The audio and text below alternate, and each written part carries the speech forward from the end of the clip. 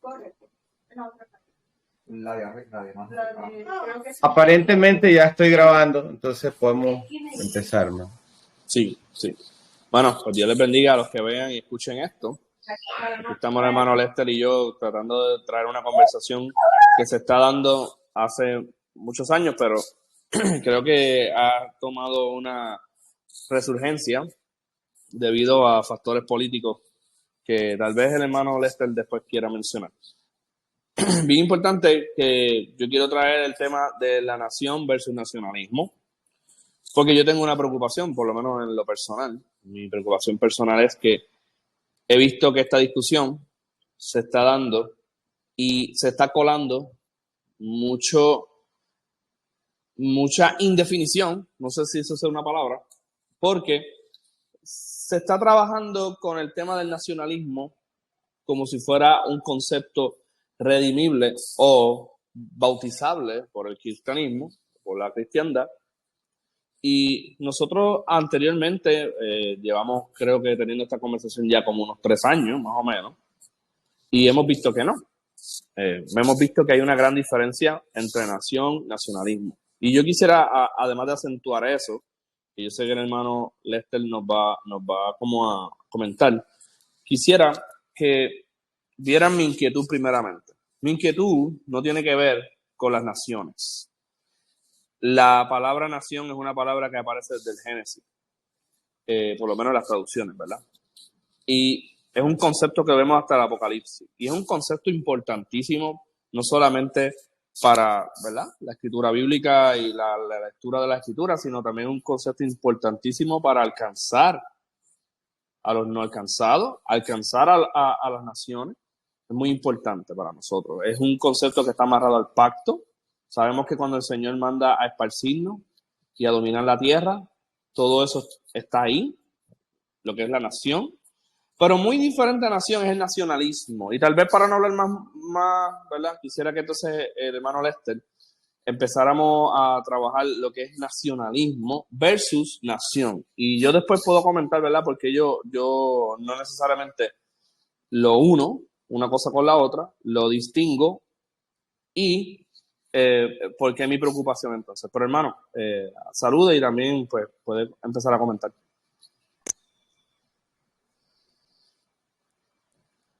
Verifique el uso del micrófono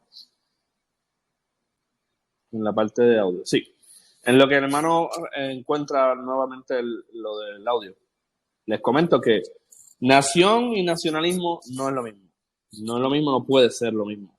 El nacionalismo tiene que ver con una visión bastante compleja dentro de sí misma. El nacionalismo tiene una identidad que podríamos denominar como religiosa. El nacionalismo es una religión pagana, básicamente, una religión civil. ¿Okay? Y nación no. Nación es simplemente un concepto, ¿verdad?, que identifica a las gentes de un lugar o simplemente a la gente, punto. Ni siquiera tiene que ver el lugar. De eso podemos hablar. Hermano, ¿verificó? Por alguna razón no se escucha, hermano. Déjame ver si soy yo. Sí, ahora sí. Dale, sí. No, sigue grabando. Vale. Mira, siguió grabando. A lo mejor está unido. Pues continuemos, hermano. Cualquier cosa. Ok. Esta conversación tiene que ver con nacionalismo versus nación. Eso es lo más que me interesa. Claro. Bueno, yo le estaba diciendo gracias por invitarme a esta conversación porque me parece que el nacionalismo es una de las religiones ponderantes en este momento que más daño le hacen no solamente a la iglesia, no solamente al entendimiento del cuerpo de Cristo como iglesia y como nación, como familia, sino le hacen daño al mundo, es decir, a la gente, inclusive a los no cristianos le hacen daño, y sobre todo a las personas extranjeras. Esto tiene que ver con todo obviamente sé por qué también le preocupa este tema, por su esfuerzo que usted ha estado haciendo en hablar de migración, por ejemplo. Y el nacionalismo impacta de una manera negativa la libertad de migración y en muchos otros aspectos. la libertad a trabajar, la libertad a producir, la libertad a invertir en todos los aspectos. Entonces, yo creo que necesitamos empezar por definir qué es nación y qué es nacionalismo, ¿no? Porque usted lo que me decía era que el problema que usted nota es que la gente no sabe ni las definiciones. Por ejemplo, la vez pasada que hablamos, usted me estaba mencionando a este escritor que escribió en defensa del nacionalismo cristiano, que rehuía de definir las palabras. Y yo creo que si no definimos las palabras tenemos un problema serio, ¿no? Para sumar en el debate. Sí. Entonces, partiendo de eso, si definimos nacionalismo como el amor fervoroso, desmedido de tu propia identidad nacional o de tu propia nación, eso va en conflicto por default con el concepto de iglesia. Porque el concepto de iglesia implica la identificación de una nación. La iglesia es la nación cristiana, es la nación del pacto.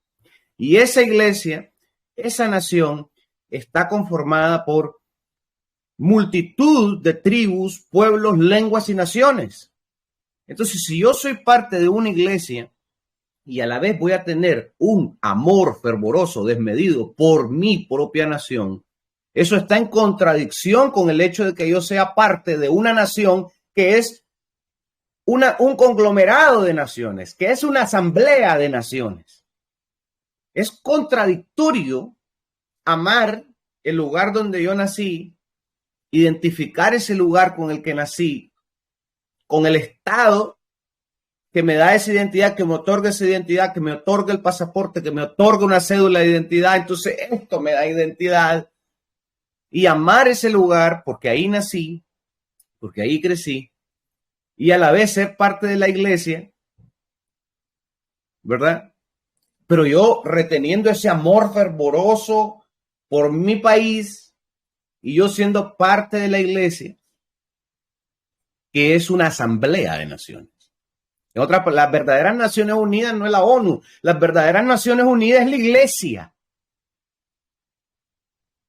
Y es totalmente contradictorio que yo ame a mi nación por encima de las demás si la iglesia a la que pertenezco es un conglomerado de naciones. Y este punto es sumamente importante, hermano, que pasa desapercibido en nuestra comprensión del término iglesia.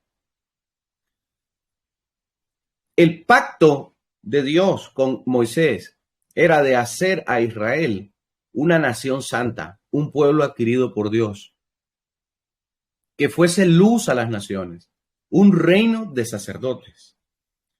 Y exactamente lo mismo, ese mismo pacto se repite en el nuevo pacto. Y es Pedro el que escribe citando este pacto con respecto a la iglesia. Somos una nación santa, pueblo comprado por Dios, un real sacerdocio.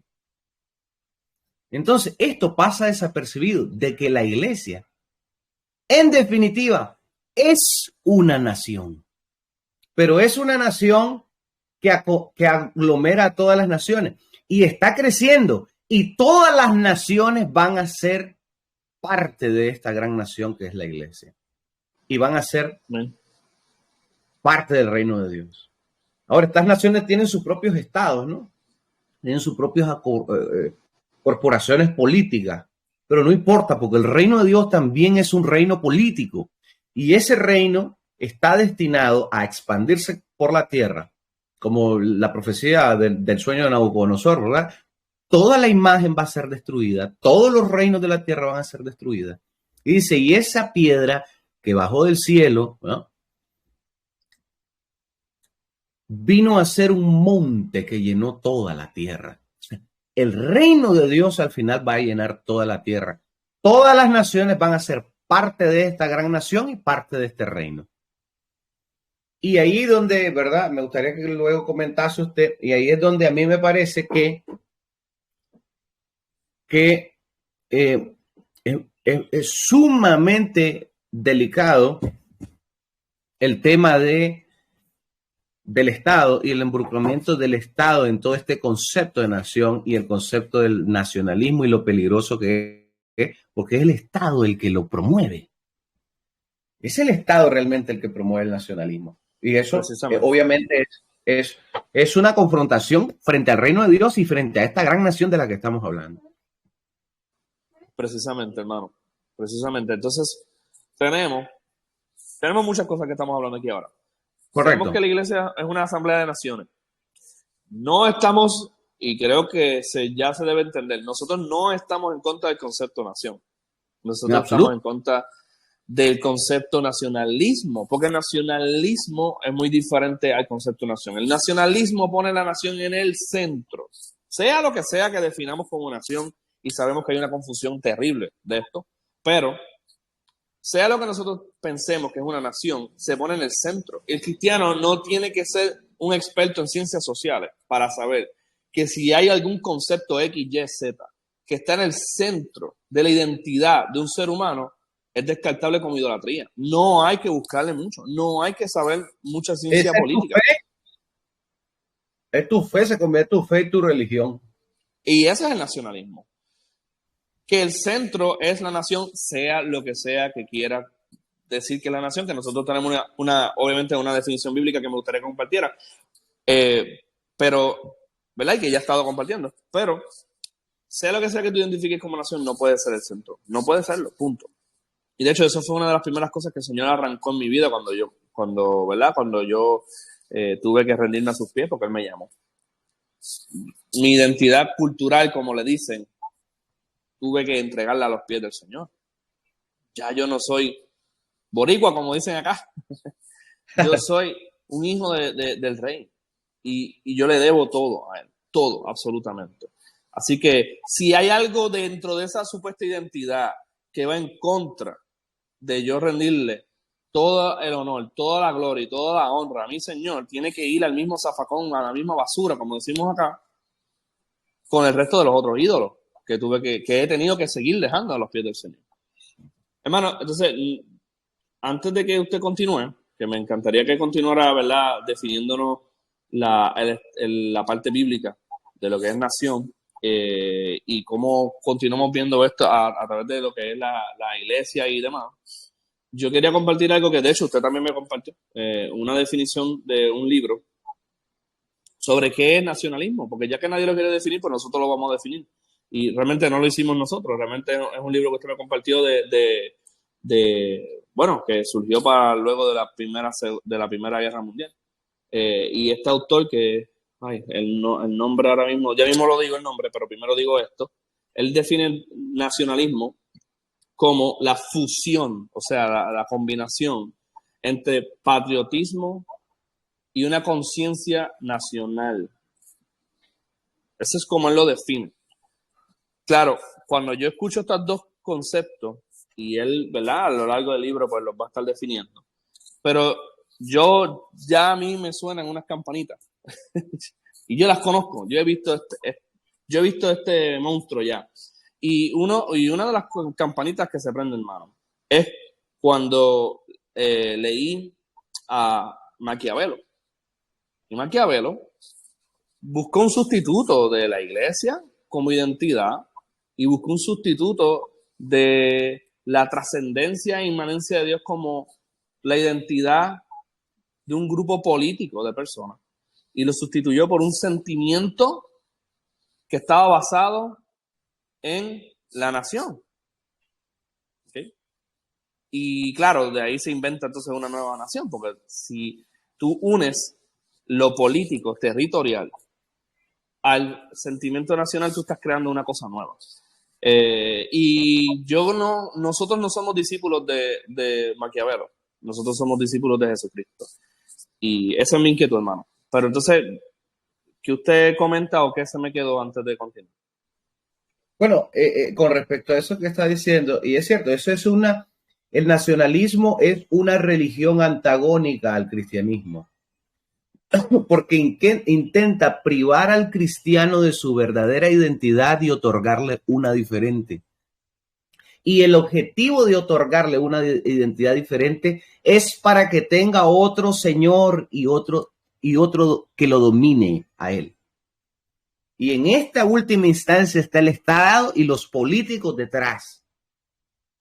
Eso es lo que pasó en la Revolución Francesa. Eso es lo que trató de hacer Maquiavelo. Eso es lo que pasó en la Revolución Francesa. Eso es lo que pasó en la Alemania y en la construcción de la Alemania moderna, porque la Alemania es una nación relativamente joven. Y eso es lo que está pasando constantemente en Estados Unidos con Trump, en España con el grupo este de Vox. Eso es lo que está sucediendo. Realmente están llevando a la gente a olvidar su verdadera identidad para otorgarle una nueva y que bajo esa nueva identidad se dejen dominar por ellos. Explico lo siguiente. La identidad de Europa y la identidad de toda la civilización occidental era la identidad cristiana. Esa era la identidad que predominaba en Europa. Obviamente había muchas naciones. Obviamente estaban los flamingos, obviamente había alemanes, obviamente había de etnias múltiples, diversas en Francia. En España, vascos, es decir, gallegos, con sus propios idiomas. Obviamente todos eran distintos y esa es precisamente una de las realidades, ¿no? Del principio del uno y los muchos. Es decir, sí, dentro de el gran conglomerado de la nación cristiana, ¿verdad? Hay muchas naciones, ¿verdad? Somos una asamblea de naciones, como dice el Antiguo Testamento, un Cajal Goín, Cajal, una asamblea de pueblos. Entonces, es obvio, ¿ya?, que hay mucha diversidad etnolingüística en este contexto de la Europa medieval, podríamos decir. Pero nada de ello los dividía, sino eran unidos por esta concepción común de que todos ellos pertenecían a la fe cristiana. Entonces usted no ve en Europa control migratorio de alemanes, de franceses prohibiéndoles españoles entrar o viceversa, o prohibiéndoles entrar a alemanes. Es decir, no se mira eso en la Europa medieval. ¿Por qué? Porque había una identidad común y esa identidad común la otorgaba la fe y la otorgaba la pertenencia a una comunidad, a una nación de pacto. Y esos vestigios que, por ejemplo, los europeos todavía tienen, que pueden viajar dentro del espacio europeo y pueden migrar y asentarse en cualquier, pues, un español se puede ir a Alemania, por ejemplo, y puede asentarse en Alemania y vivir tranquilamente sin darle ningún problema, sin darle ningún tipo de explicación al Estado, más que aquella burocracia, ¿no?, de obtener las tarjetas, esto, lo otro. Pero puede hacerlo con total libertad. Como en Estados Unidos, usted podría viajar ahora mismo a Texas y asentarse en Texas sin ningún tipo de problema, sin ningún tipo de control migratorio. Pues eso es lo que existe en Europa, y eso que existe en Europa es vestigio de esa identidad europea que era la religión cristiana. ¿Qué es lo que intenta hacer entonces toda la gente que estaba, los revolucionarios franceses que estaban en la tarea, por ejemplo, de sustituir el orden social cristiano establecido? Porque eso fue la Revolución Francesa. La Revolución Francesa no es un cambio de sistema de gobierno. Ese no era el fondo de la Revolución Francesa. El fondo de la Revolución Francesa no era una guerra contra la monarquía. No era ese el meollo del asunto. Era un cambio rotundo del orden social. Y usted lo puede ver. Obviamente, por ejemplo, el Marqués de Sade, ¿ya?, el escritor de escritos eróticos y pornográficos. Sus escritos no son una aberración simplemente sexual, sino que son escritos políticos, porque lo que él está haciendo es: quiero cambiar la moralidad de Francia. Quiero cambiar totalmente esa moralidad que había sido puesta por la cristiandad y el cristianismo. Era una lucha contra el cristianismo. Por eso empiezan las guerras contra órdenes religiosas. Y empiezan la guerra contra los dominicos, por ejemplo. Clausuraron su orden. Expulsaron jesuitas. Es una guerra contra el orden social cristiano y contra todo lo que recuerde a esa cristiandad. Empieza un cambio en la Revolución Francesa, una producción de enciclopedias descomunal, porque intentan cambiar el lenguaje y el significado de las palabras. Es decir, es un cambio rotundo de mentalidad. Y lo lograron. ¿Y cómo lo lograron? Robando, quitando, destruyendo la identidad cristiana que la unía a Francia con toda Europa. Y sustituyendo esa identidad con otra cosa. Y esa otra cosa es el ser francés. Tu nacionalidad como francés, tu identidad como francés. Y aquí viene sustituir la fe cristiana, la fe en Cristo y la fe en esta persona, en Dios hecho carne, que hace de todas las naciones un solo pueblo, y la sustituye con el Estado, que te da la identidad de un pueblo nada más, en detrimento y separando todas las demás, olvidando toda la realidad de las otras naciones que también existen.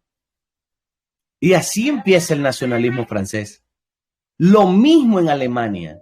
Y todo el problema de Hitler y todo el problema de la Segunda Guerra Mundial, de la Primera Guerra Mundial inclusive, todo es ocasionado por el nacionalismo. Y los alemanes también trataron de erradicar la cultura, la identidad de la cristiandad. Los filósofos, entre ellos Hegel, Herder, Fichte, todos ellos trataron de quitar esa identidad de la cristiandad y otorgar una nueva identidad que era la del ser alemán. Y ya era una cuestión, ya era la discusión, era ser o no ser alemán. Esa era la discusión filosófica en Alemania, desde Hegel. Y por eso Bismarck empieza el Kulturkampf en Alemania, que fue una marginación total de la población católica. Y aquí es algo interesante, que Bismarck era protestante, impulsó el protestantismo, pero estaba impulsando el protestantismo como parte de el ser alemán. Es que el ser alemán es ser protestante, pero en última instancia está el ser alemán. Lo que se estaba promoviendo de fondo era esta identidad, no protestante, cristiana, protestante, sino que los protestantes, el alemán es protestante. En última instancia, lo que estoy tratando de definir es ser alemán, no ser cristiano protestante. Y en Alemania surge, y es interesante cómo el protestantismo se hace parte de ese nacionalismo y participa activamente del nacionalismo. Obviamente el tiro salió por la culata, porque Alemania no adquiere esa identidad protestante, no adquiere esa identidad cristiana. Al contrario, se rinde por completo ante la identidad del ser alemán y terminan en 2 guerras mundiales.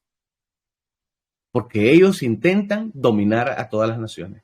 El nacionalismo es de por sí antagónico y conflictivo, porque mi nación está por encima de las demás.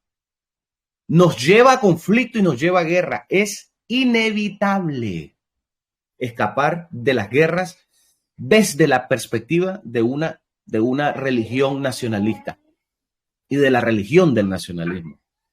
Entonces, sí, completamente de acuerdo con usted de que lo que Maquiavelo trata de hacer, lo que los revolucionarios trataron de hacer, todos los filósofos alemanes trataron de hacer era arrancarle la identidad de la cristiandad y ponerle una identidad que está basada en nación.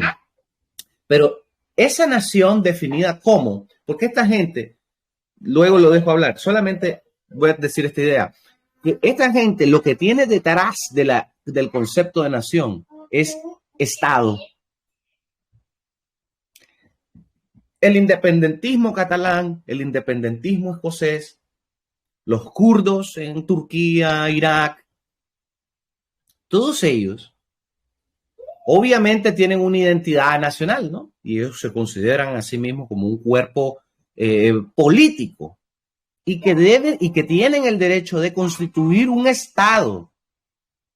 Porque lo que hay detrás del nacionalismo es el poder obtener independencia política para ellos poder conformar su propio poder político. Lo que está detrás del concepto de nacionalismo y de nación de esta gente, no, que nosotros los catalanes somos una nación. Y tenemos, ¿qué es lo que está detrás de eso? Que son una nación y, sí, porque es cierto, son un pueblo. Pero, ¿qué es lo que entonces, pero ¿qué les preocupa? Ok, queremos independizarnos de España, o los escoceses, queremos independizarnos del Reino Unido. ¿Ya? Queremos de Gran Bretaña, del Reino Unido. ¿Por qué? Porque queremos nuestra propia independencia, nuestro propio Estado. Y entonces lo que andan buscando detrás es la conformación del Estado. Eso es lo que hicieron los franceses. Crearon un Estado bajo sus propios términos, bajo los términos no del pacto de Dios, no de la cristiandad y de esa tradición cristiana, sino crearon un Estado que determinaba los términos y condiciones del hombre humanos. Y los resultados fueron desastrosos. O sea, después de la segunda, después de la Revolución Francesa, fue la peor matanza, la parte más oscura de la historia de Francia. Lo mismo es el mismo resultado del nacionalismo alemán, es decir, trae muerte, los frutos del nacionalismo son horrorosos. No entiendo yo por qué la gente cristiana inclusive está tratando de bautizar y de cristianizar esta idea de nacionalismo. Es una religión alterna, hermano, y es una religión completa con su propio pacto, por decirlo así, porque la nación se declara la trascendente, la que le da identidad al hombre dentro de los parámetros que se dispongan. Y no solamente eso, hermano, sino que no se conforma con simplemente hacer declaraciones y ya, sino que esto afecta a todo, absolutamente todo. E incluso en la cristiandad siempre fue normal hacer, ¿verdad?, catequesis. Siempre fue normal y siempre ha sido normal doctrinar a nuestros niños, ¿verdad? Enseñarles los principios de cuáles son su identidad, que están en el Señor, Creador, y todo esto, ¿verdad? La catequesis es una forma antiquísima de enseñar a los hijos. Y miren esta catequesis, hermano, a unos niños que se le hace desde edades tan tempranas en las escuelas, como los 6, 7 años. Obviamente no se les puede enseñar la parte profunda, sino que ya se asume que esta es la identidad del hombre. Y dice, cuando estás en alguna actividad en la que se iza o levanta la bandera y se escucha el himno de un país, debes ponerte en pie y hacer silencio. Así muestras respetos a esos símbolos y reconoces su importancia. No voy a leer más porque hay un montón que podía yo leer. Pero dígame que eso no es un culto de la tría, hermano. Eso no es...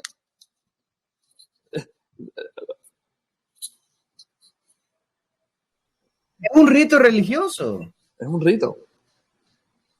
Desde pequeño se le está enseñando, tu identidad es esta y debes respetarla. Y no debes, y de hecho, lo irónico es que las naciones tienen que jugar el mismo juego para todas.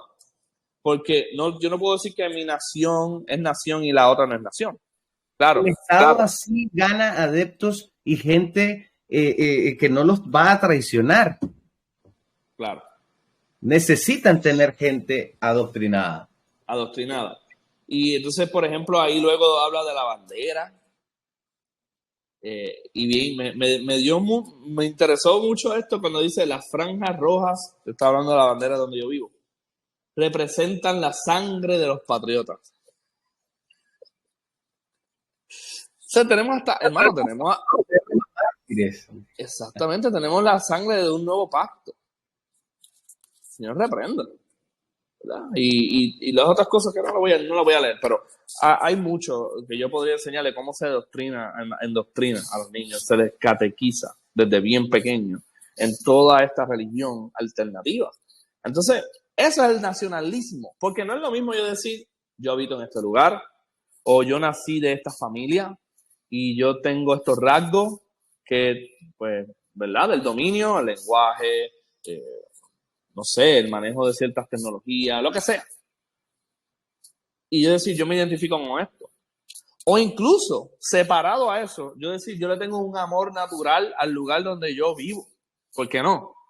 El Señor nos manda a amar el lugar que vivimos.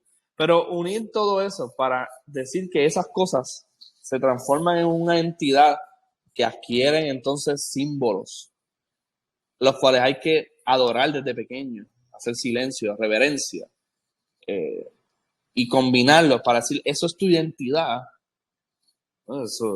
Eso debería ser abuso.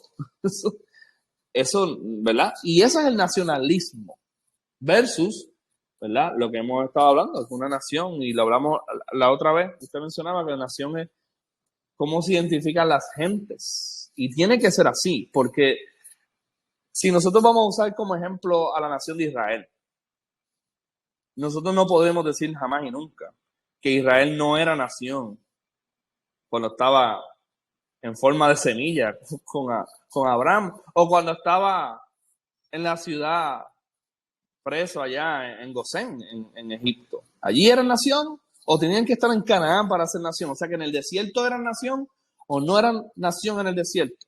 O en la diáspora, ¿eran nación o no eran nación? Nosotros no podemos jugar el juego político estatista. Nosotros tenemos que entender que nación no tiene que ver con nada de eso. Con el lugar mezclado, con la identidad mezclada.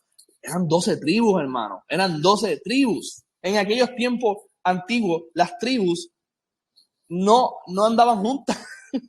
No andaban 12 tribus juntas. Para nada. Ellos se peleaban entre ellas. Así que la identidad nacional que nos vende el mundo no tiene nada que ver con lo que es nación en la escritura. Y es, hermano, y ahí es donde viene el concepto de nación. Entonces, ¿qué es nación? Entonces, ya definimos un problema. Ese amor fervoroso por una nación que es incompatible con el hecho de ser parte de la iglesia, que ya de por sí es una conglomeración de naciones. Por lo tanto, el amor fervoroso por una sola no tiene sentido dentro de la realidad eclesial y dentro de la realidad de la comunidad, del pueblo de Dios, del pacto del reino de Dios. Eso no tiene sentido. En ese sentido, yo amo todas las naciones de habidas y por haber, y en la medida en que las amo, obedezco a Dios yendo y discipulándolas. En la medida en que Él las ama y me ha amado a mí y me envía a las naciones a discipularlas, así yo demuestro que amo no donde nací yo o a ese grupo de gente con el cual yo crecí, aprendí a hablar, aprendí mis costumbres, sino que las amo a todas de la misma manera que Dios las ama. Y por eso envía a sus discípulos a decir, vayan y hagan discípulos a todas las naciones. Discipulen las naciones. Entonces, ¿qué es nación entonces? Y aquí es donde creo que la otra vez nos fuimos desde la historia de Génesis. Fructificad, multiplicaos, llenar la tierra. Unas palabras que se les dijo a los descendientes, a Noé y a sus descendientes, pero que recuerda lo que ya les había dicho Dios en el Edén a Adán y a Eva. En otras palabras, tengan hijos, reproduzcanse, exploren la tierra, migren, explórenla, suban montañas, bajen a los ríos, descubran minas de oro. Y las lenguas,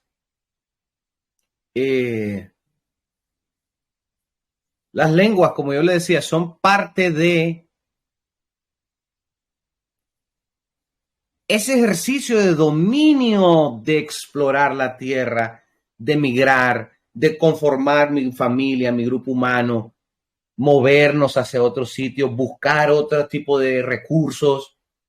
Y luego de muchísimos años, después de mucho tiempo, ya el grupo del que me separé ya no vamos a hablar igual porque ya nos hemos separado, hemos perdido contacto. Y las lenguas son fruto de esa tarea de dominio. Entonces, nosotros creemos que Babel es un juicio, o sea, que el tener diferentes lenguas es un juicio. No, el tener diferentes lenguas es una bendición y es fruto de la obediencia al pacto en el Edén. Lo que dice Arthur Constance en su libro de la Tabla de Naciones es que es esa tribu que fundó Babel, que fundó Babilonia, que hizo la Torre de Babel, a esa tribu se le confundieron las lenguas. Porque podríamos decir, la corriente lingüística de las lenguas indoeuropeas, imagínense, están emparentadas, es decir, no están confundidas. Se puede trazar todavía de dónde vienen las palabras. Y muchas de las palabras que hablamos, el español, el alemán, están emparentados entre sí. Eso no es confusión, eso es resultado de explorar la tierra y de expandirte. Eso no es un juicio. No así, por ejemplo, con todas las etnias de África, por ejemplo, que una lengua no tiene ningún tipo de relación con otra y que ahí sí verdaderamente están confundidos. No se puede trazar un idioma común entre ellos. Entonces, eso es resultado de la tarea de obedecer a Dios y explorar la tierra, expandirte por el territorio. Y las naciones se forman de esa manera. Pero uno de los mejores ejemplos es luego del diluvio, porque esto lo dice claramente textual la Biblia. Que luego del diluvio Dios le dice a Noé y a su familia: fructificad, multiplicaos y llenad la tierra. O sea, vuelvan a empezar. Y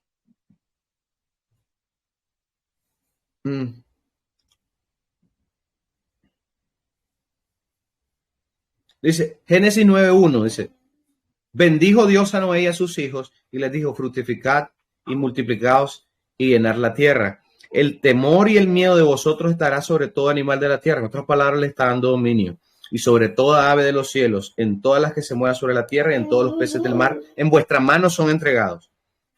Tienen dominio y establece ciertos reglamentos para ellos, ¿no? Como no beber sangre, no comer de sangre, etcétera. Bueno, ese no es el tema. Y en el capítulo siguiente dice: estas son las generaciones de los hijos de Noé. Viene toda la descendencia y aquí es donde viene la tabla de naciones de la que se refiere Arthur Constance, por ejemplo, que son las 70 naciones. Por eso Randy tiene razón cuando él habla del número 70. La simbología del 70 es las naciones de todo el mundo. Y cada vez que hay el número 70, usted piense que hay una idea de Dios hablando en términos internacionales, globales, mundiales. Y por ejemplo, dice de los hijos de Jafet, dice de los hijos de Jafet, bueno, Gomer, Magog, Madai, bueno, todos los hijos los menciona. Y dice, de estos se poblaron las costas, cada cual según su lengua, conforme a sus familias, en sus naciones. Lo mismo dice de Cam.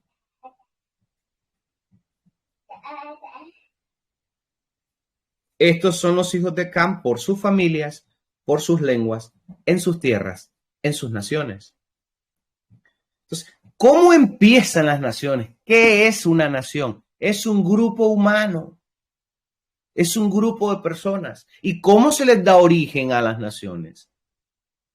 Por medio de la familia. Así empezó en el Edén, así empezó luego del diluvio. Con familias. Por eso es que a Abraham le dice Dios, vete a la tierra, vete de tu tierra y de tu parentela a la tierra que yo te mostraré y haré de ti una gran nación. Señor, pero ¿cómo me harás una nación si yo no tengo hijos y mi mujer es estéril? ¿Cómo empiezan las naciones? ¿Cómo empezaron las naciones en Edén? ¿Cómo empezaron luego del diluvio? ¿Cómo Dios formó a la nación hebrea? Por medio de la familia y el tener hijos. Y por eso el texto dice, en referencia a Cam, por ejemplo, estos son los hijos de Cam.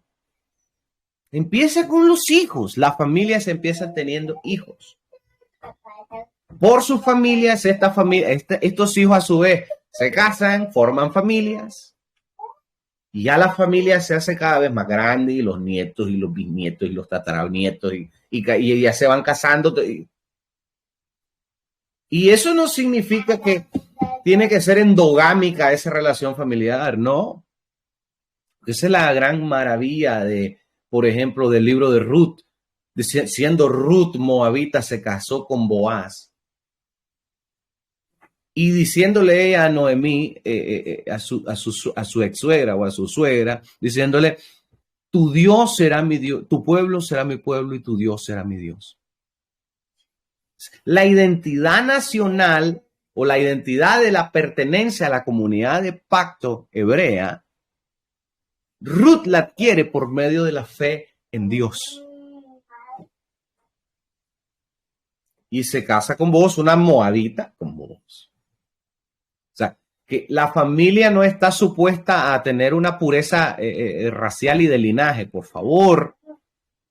Porque eso ya sería racismo del tipo nacionalista alemán, ¿verdad? Que andamos buscando ojos azules, cierta estatura, el pelo rubio, etcétera.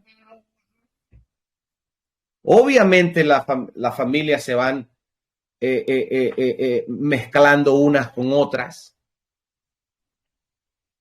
Y ese grupo humano que va creciendo, van conformando naciones.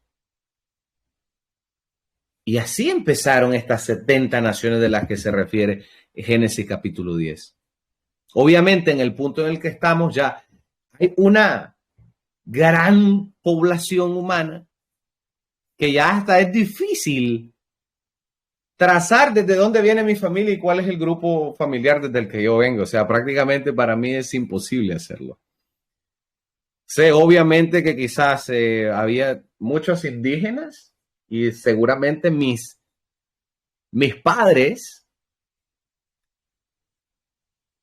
eran indígenas y conformaron familias indígenas y seguramente a saber de dónde venían los españoles y de qué lado de España venían. Ya es difícil para mí trazar eso. Pero en estos tiempos en que estaba comenzando la nueva repoblación mundial después del diluvio, pues era fácil guiar tu linaje, ¿no? Los judíos todavía, no sé si los judíos hasta esta fecha, pero ya en tiempos de Cristo todavía podían hacer largas genealogías, como por ejemplo en el caso de Jesucristo, que se describe todo su linaje. Y obviamente se le traza hasta Abraham, por favor, el otro se le hasta Adán y Abraham. Entonces, Nación son grupos humanos que empiezan con familias. Y esas familias se van conformando no por genética, porque no sé, ahí es donde voy, no es que son endogámicas y solo entre nosotros nos vamos a casar, no, en absoluto, sino por medio del pacto matrimonial. Y así es como la familia crece, por medio del pacto matrimonial y por medio de los hijos, y así las naciones se conforman. Entonces, ¿qué es nación? En el fondo, nación es un grupo de gente. Nación no es un estado. Nación no es un poder político o una estructura política. O sea, no somos una nación hasta que no tenemos estado. No, ustedes son una nación porque son un grupo humano que comparten un territorio, que comparten su manera de cultivar la tierra, de hacer negocios, se ayudan entre sí, hablan un mismo idioma, se entienden, hablan un mismo lenguaje, han desarrollado sus propias técnicas. Es decir, son una nación porque son un grupo humano. Y ese grupo humano está en pacto entre sí mismo, entre ellos mismos. Y todo grupo humano debería tener y entrar en pacto con Dios. Y esta es toda la tarea del Nuevo Testamento. Que vayamos a esos grupos humanos y los discipulemos y les enseñemos del pacto para que entren en pacto con Dios. Y todas las naciones vengan a ser parte de su reino. Es para que realmente sean parte de la parte positiva del pacto y ya dejen de ser tan malditos por el pacto, porque todos estamos bajo el pacto del Señor. Mejor manera de decirlo no lo pudo poner usted. Es decir, porque el pacto está dado y nosotros somos obedientes al pacto o desobedientes y malditos del pacto. Entonces tenemos que ayudar a estos grupos humanos, es decir, a las naciones, a grupos de personas, a ser parte de la parte positiva del pacto, como usted dice. Y de eso se trata. Entonces, a mí me parece ilógico que haya grupos cristianos, ¿verdad?, tratando de defender el nacionalismo cuando es antagónico. Es antagónico a la misma cristiandad y es antagónico al amor a todas las naciones y a todos los pueblos que Dios tiene para con todos los pueblos y que nosotros deberíamos también compartir con él.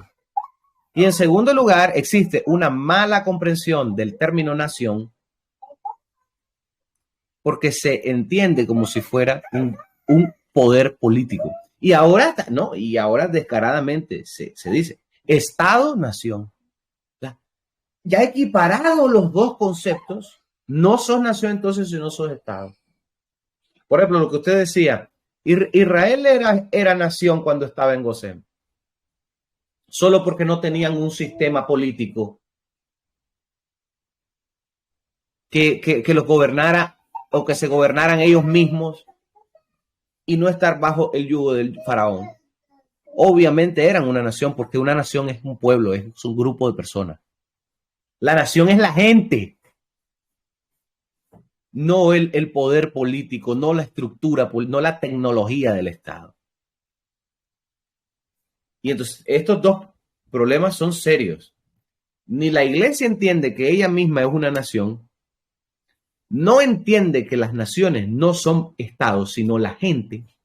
Y en tercer lugar, están tratando de bautizar la idea del nacionalismo, que es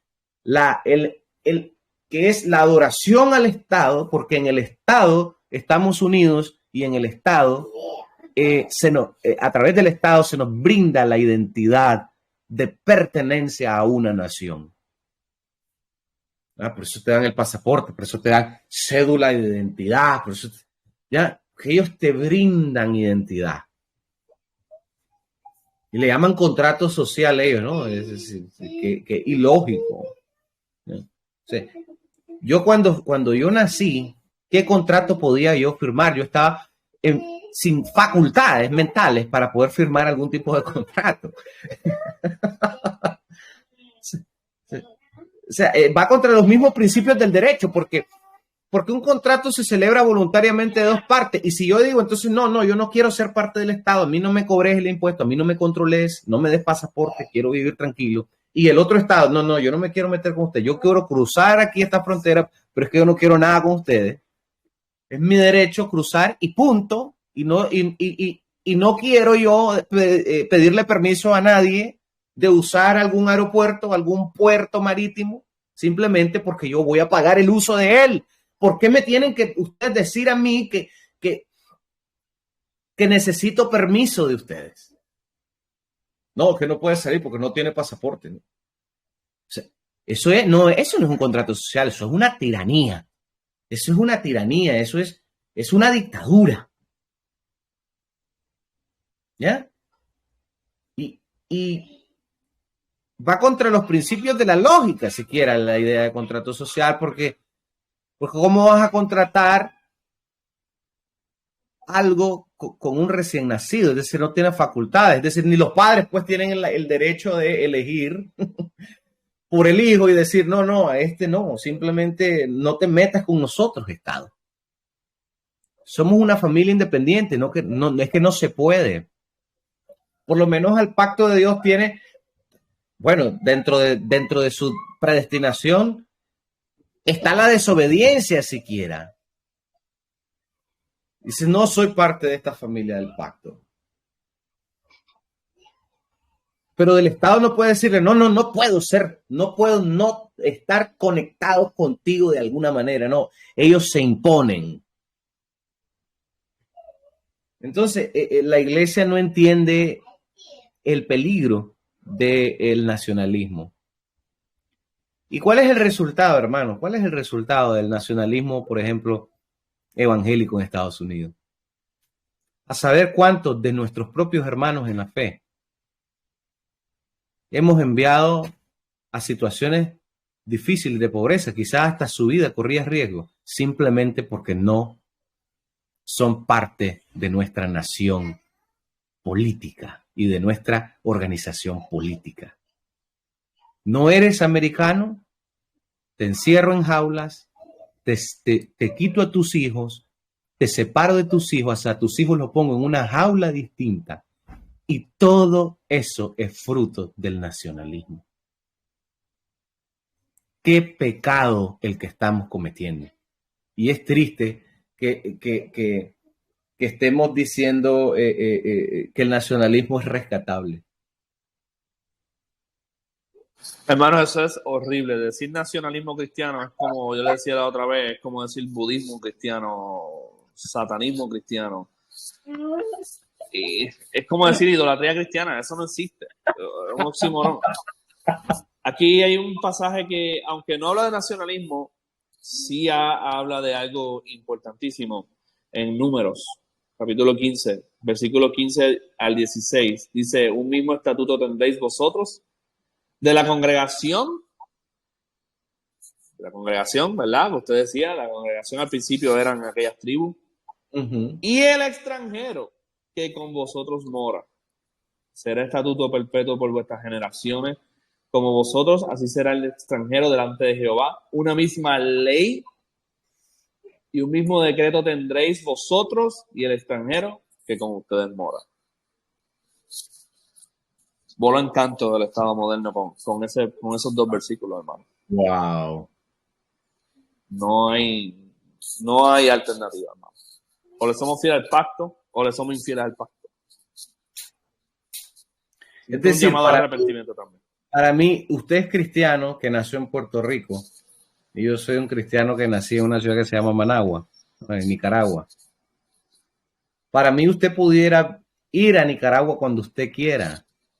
Ir a esa tierra que se llama Nicaragua cuando usted quiera. Porque para empezar, Dios nos dio la orden de llenarla. Nos dio la orden de explorarla. Y después nos da la orden de discipularla luego en el nuevo pacto y la caída. Es decir, nosotros cuando hacemos eso estamos en obediencia absoluta al pacto de Dios. Y el lugar donde nací yo me es indiferente porque la identidad que me une a usted es la identidad de la fe en Jesucristo y en su pacto. Y inclusive disfruto el lugar donde usted nació, disfruto su manera de hablar, disfruto las cosas que usted ha aprendido en ese contexto y yo la veo y disfruto y aprendo y quiero aprender y me enriquezco y digo, wow, lo que Dios ha hecho con este grupo humano y cómo puedo aprender yo para enriquecer a mi grupo humano, mi grupo familiar, al contexto cercano en el que tengo. Y lo mismo si fuera un Ladakhi en el Tíbet, en China o en India. Lo mismo si fuera ese grupo humano, aprender cómo a falta de vacas hacen leche del yak, por ejemplo. Y cómo han ejercido dominio. Cómo han ejercido dominio de esos animales, como Dios le dijo a Noé. No todo, pondré temor de ti en los animales que caminan. Es decir, y cómo ellos han, por ejemplo, han ejercido ese dominio. Y me enriquezco de eso y aprender de eso. Es decir, o es que considero que al yo ser nicaragüense soy superior de alguna manera, o considero que esa nación es superior a la otra. En absoluto. Estaría yo pecando. Y nosotros lo vemos todo pactual. Nosotros solamente podemos decir que una nación está en obediencia o en desobediencia. Correcto. Si hay algún rasgo de ese grupo humano que está en desobediencia, pues eso es malo. Vamos a discipularlo. Y vamos a discipularlo. Amén. Para que obedezcan, aprendan a obedecer todo lo que Él nos ha mandado. Amén. Pero de ahí todos los aspectos enriquecedores de su tecnología, de su manera de hacer las cosas, eso es enriquecedor. Los Ladakhi, por ejemplo, los Ladakhi son monógamos, pero es a la inversa. Son las mujeres las que se casan con varios hombres. Obviamente son cosas que nosotros tenemos que discipular y que no vamos a ensalzar. Obviamente eso está sujeto a nuestra tarea de la gran comisión de discipular a ese grupo humano. Son polígamos, ¿verdad? Polígamos. Son polígamos. Perdón, no son monógamos, son polígamos. Y son las mujeres las que se casan con varios hombres. Entonces, obviamente eso tendrá que ser parte de nuestro discipulado y nuestro arrepentimiento y de la predicación del reino de Dios. Pero en ninguna manera considerar que su nación, o podríamos decir que su grupo humano, es éticamente más relevante o menos relevante que el mío, en términos de Dios mismo, porque Él mismo los creó así como creó a mi grupo humano. Y así como mi grupo humano ha venido siendo transformado y mi propia familia cercana ha venido siendo transformada de gloria en gloria, porque antes éramos unos paganos igual, así ellos también van a ser redimidos y transformados. Amén. Entonces, solo para enriquecer, ¿no?, la idea, ¿no? Pero sí, o sea, en conclusión a mí me parece que es inútil y peligroso defender el nacionalismo desde una perspectiva cristiana. Como usted dice, es totalmente un oxímoron. Es como decir un satanismo cristiano. Es increíble.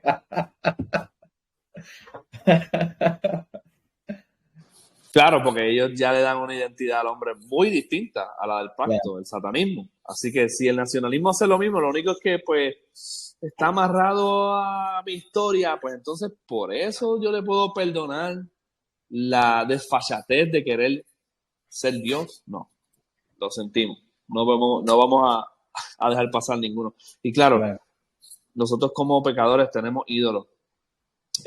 No podemos negar que necesitamos constante revisión delante del espejo de las Escrituras. Y para eso es que estamos haciendo esto. Yo reconozco que yo tuve ese ídolo en algún momento. Ese ídolo de Nicaragua. Oh, ahora ya no. Para empezar, ¿qué es Nicaragua? sino la gente. Es decir, todo el grupo humano de ahí. Pero antes era, no, Nicaragua, y era un asunto de nacionalismo y contra Costa Rica, y porque hay un problema ahí de los estados que se pelean un río, y es decir, es horrible. Y cuando voy a Costa Rica y me reúno con mis hermanos y he venido aprendiendo esto, y digo, wow, pero si somos una sola familia. No dijimos que las naciones se crean por la familia, empiezan con familias. Pues nosotros somos una familia, somos la familia del reino de Dios, somos hijos de Dios. Y esta gran nación cristiana está en familia. ¿Y por qué voy a sentir que si yo fuera estadounidense, y es que es más fácil entenderlo desde esa perspectiva, si yo fuera estadounidense, ¿por qué sentiría que mi hermano de México o de Colombia o de Venezuela que está tratando de entrar es un ciudadano de segunda clase en mi sociedad? O un criminal. Si es tu hermano en la fe, es miembro de la nación cristiana. Entonces ahí es donde se ve que priorizas los poderes políticos, los poderes humanos y las definiciones de nación humana a esa definición de la familia de Dios, del reino de Dios, de la nación santa de Dios. Y entonces dice, no, hay que deportarlo. Ahí es donde se ve que tienes más compromiso con esa religión ajena al cristianismo y con ese Dios ajeno al cristianismo que es el Estado. Horrible, hermano. El Señor nos perdone y nos ayude. Amén. Nos ayude a ver las cosas como Él las ve. Nos ayude a ver las cosas como Él las ve. Necesitamos que el Señor nos restaure la iglesia y volvamos a hacerle caso a lo que tenemos que hacerle caso. No al partidismo, no a la manipulación de la, ¿verdad?, de la política estatista. No le hagamos caso tal vez a la propaganda, sino tenemos que volver a las Escrituras y ver las cosas desde la perspectiva del Señor. Y eso es lo que yo quería que hiciéramos. Esa es mi intención detrás de esta conversación. Así que yo le doy muchas gracias al hermano Lester. Creo que tendremos más conversaciones relacionadas a este tema, pero por lo menos este es un buen resumen del caso. Sí, la próxima me encantaría volver a conversar con usted, con otros hermanos, compartir todo esto, porque como usted dijo, es sumamente importante. Entonces, gracias por invitarme y claro que sí, cuente conmigo para próximas conversaciones. Amén. Bueno, pues el Señor les bendiga a los que escucharon esto y pues, gloria al Señor. Bueno, voy a detener la grabación. Ya, detener.